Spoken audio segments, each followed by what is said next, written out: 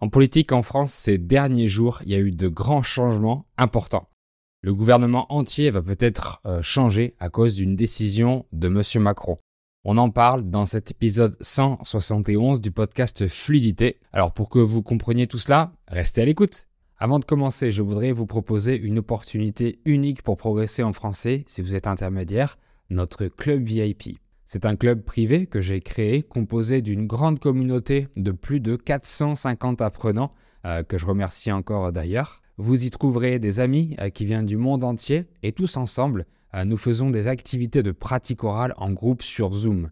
De la lecture, des jeux, des quiz, des discussions sur différents thèmes, etc.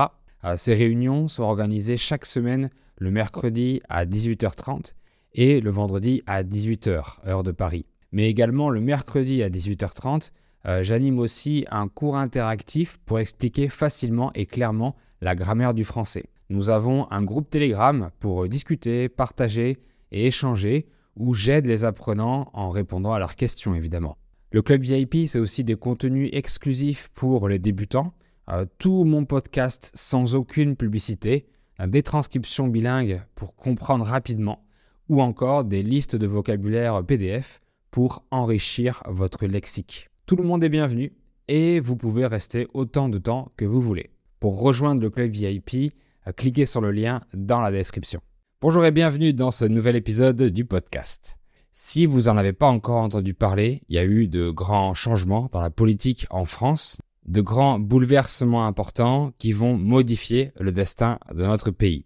La politique est un sujet sensible, parfois même un sujet qui fâche et qui divise les gens. Alors avec cet épisode, je voudrais vous raconter la situation politique actuelle en France pour que vous amélioriez votre français, pour que vous connaissiez le vocabulaire spécifique et la culture, mais je vais pas vous donner mon avis sur tel ou tel parti ou tel politicien.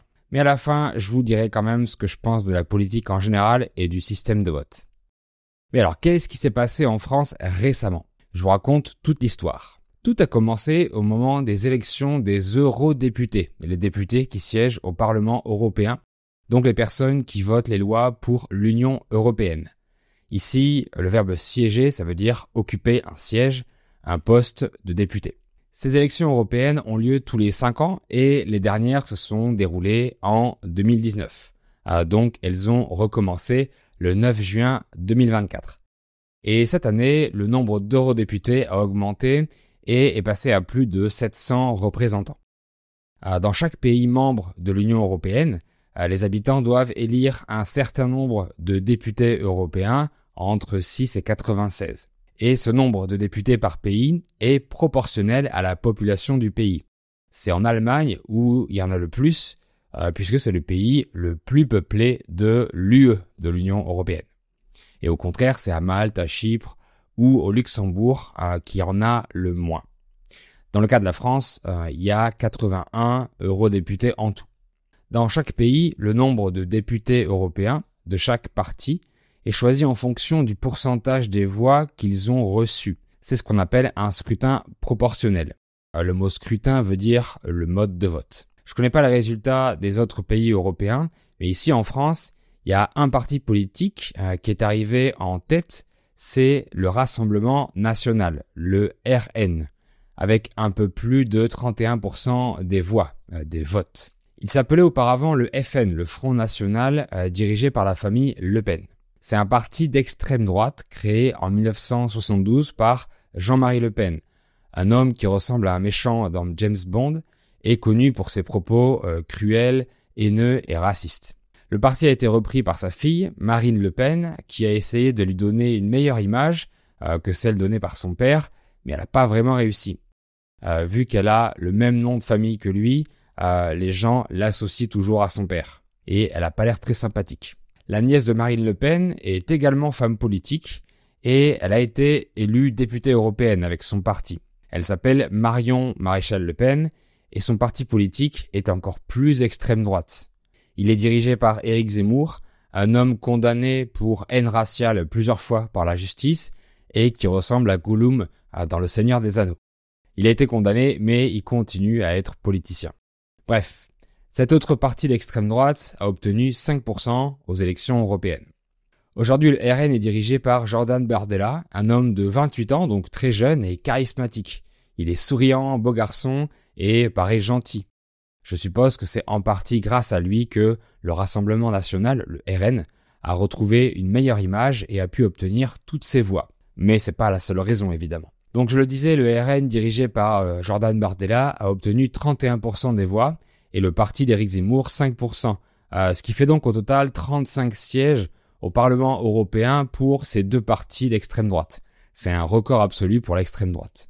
Alors que le parti politique du camp d'Emmanuel Macron, donc de la majorité présidentielle, est arrivé en deuxième position avec 14,6% des voix, ce qui leur donne seulement 13 sièges d'eurodéputés.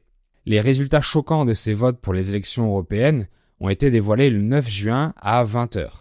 Et une heure après, à 21h, le président Macron a fait une annonce que personne n'attendait.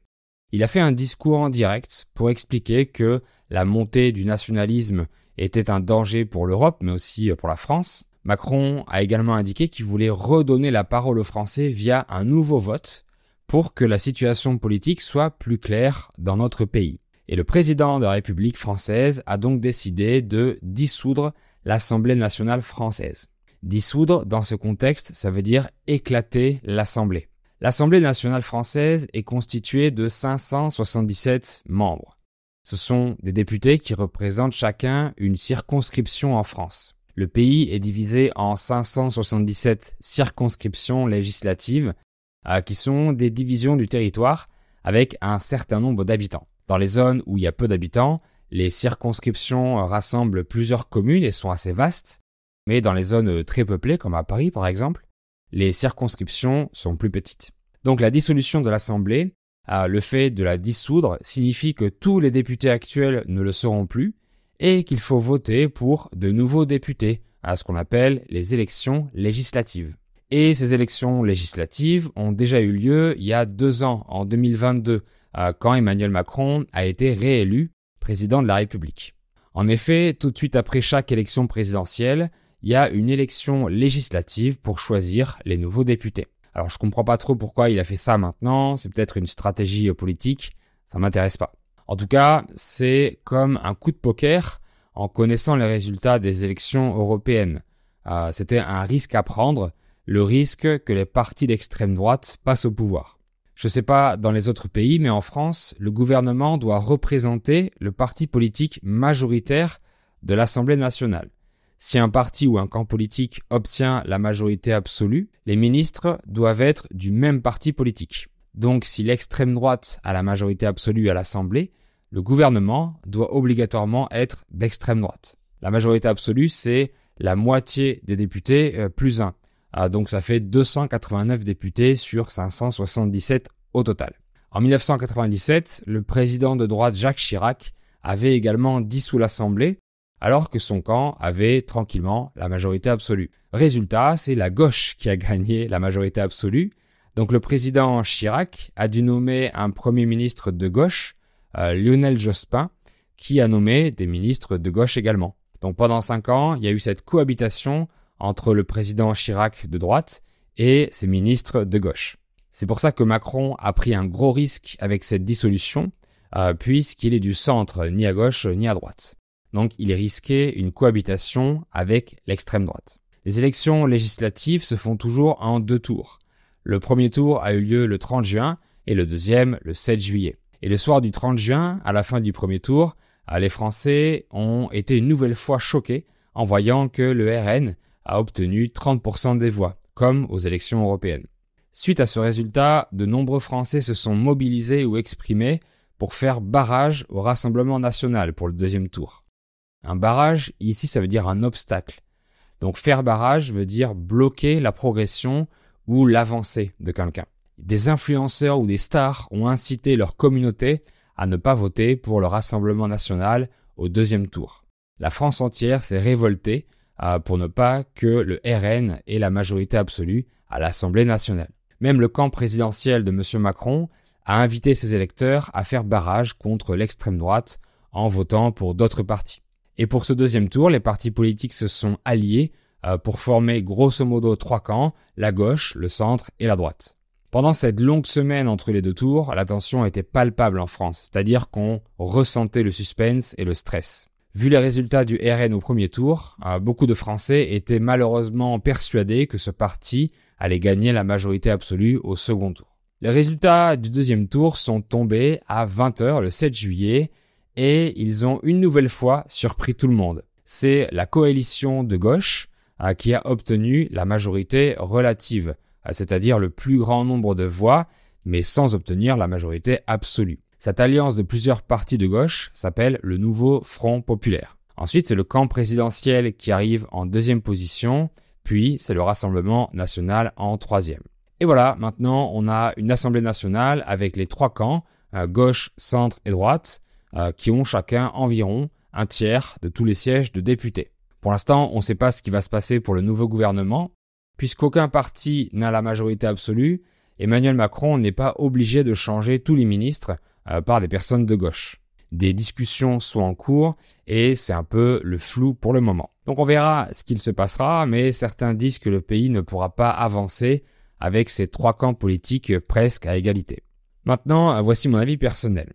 En fait, j'aime certaines idées de la gauche, certaines idées du centre et d'autres de la droite. Et vice-versa, il y a des idées que j'aime pas dans les trois camps. Donc aucun parti politique ne satisfait tout ce que je voudrais. Du coup, je voudrais bien voter blanc pour dire que ça ne m'intéresse pas, mais les votes blancs ne sont pas comptabilisés. Si on vote blanc, c'est-à-dire pour personne, ces votes ne sont pas comptés dans les résultats, ils sont ignorés. Pour moi, c'est pas normal, donc je ne vote pas si on ne veut pas entendre mon avis. Et je m'adapterai aux conséquences, tant pis pour moi. En plus, le système de vote de scrutin à deux tours n'est mathématiquement pas juste, puisque les petits candidats peuvent empêcher les favoris de gagner alors qu'ils sont presque du même camp.